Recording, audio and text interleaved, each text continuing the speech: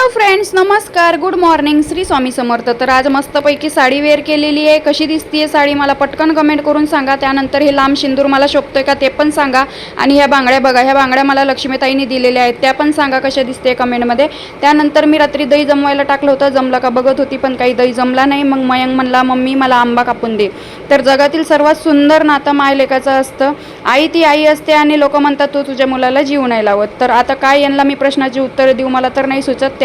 तोपर्यंत हा नळ बघा, हा नळ मी मिशोवरून मागवलेला आहे. तुम्हाला खूप स्वस्तामध्ये 70 ते 80 रुपयामध्ये 2-2, 3-3 नळ भेटतात. तर तुम्हाला पण पाहिजे असेल ना तर नक्की घ्या, मी लिंक टॅग करून देईल. त्यानंतर मी मयंकला आंबा कापून दिला आणि आमची काही दुपारची अशीच काही ना काही चालूच असते. आता मयंकच्या आवडीचं सगळं काही आणलं होतं मी, तर एक एक करून मी देत होती त्याला म्हणलं सर्वात अगोदर पडदे खोल, व्हिडिओ क्लिअर येत नाही.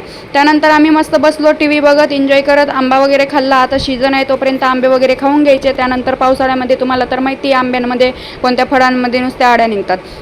त्यानंतर दुपारी थोड्या वेळ आराम केला आणि त्यानंतर परत संध्याकाळी मग याला ते ड्रॅगन फ्रूट्स म्हणतात ते चिरून दिले.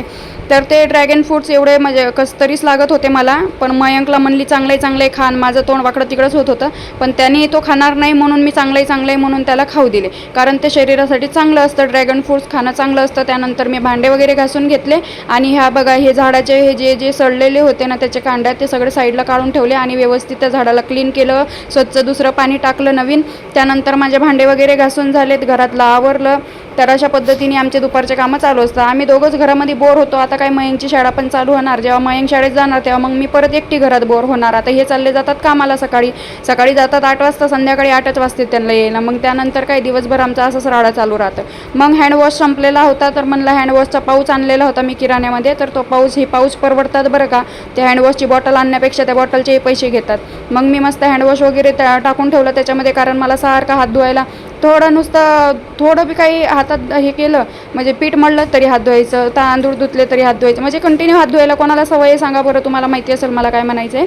तर कंटिन्यू हात धुवायची सवय. मग दोन्हीकडे मी हँडवॉश वगैरे भरून ठेवलं, झाडू वगैरे मारलं, फरची वगैरे पुसली आणि घरामध्ये जिथल्या तिथं वस्तू असल्यानं मला व्यवस्थित वाटतं. तोपर्यंत असं घर व्यवस्थित वाटत नाही आवरल्यासारखं. मी जिथल्या तिथं वस्तू ठेवून दिल्या, सगळं घर क्लीन केलं, धुणा धुतला, भांडे घासले, झाडू मारलं, फरची पुसली, आमचं आवरलं. संध्याकाळ झाली आणि मग काय निवांत. म्हणलं चला आता दही जमला आहे का बघाव, तर दही जमला होता संध्याकाळपर्यंत. मग मी थोडासा दही वगैरे खाल्ला आणि अशा पद्धतीने आमचा पूर्ण दिवस गेला.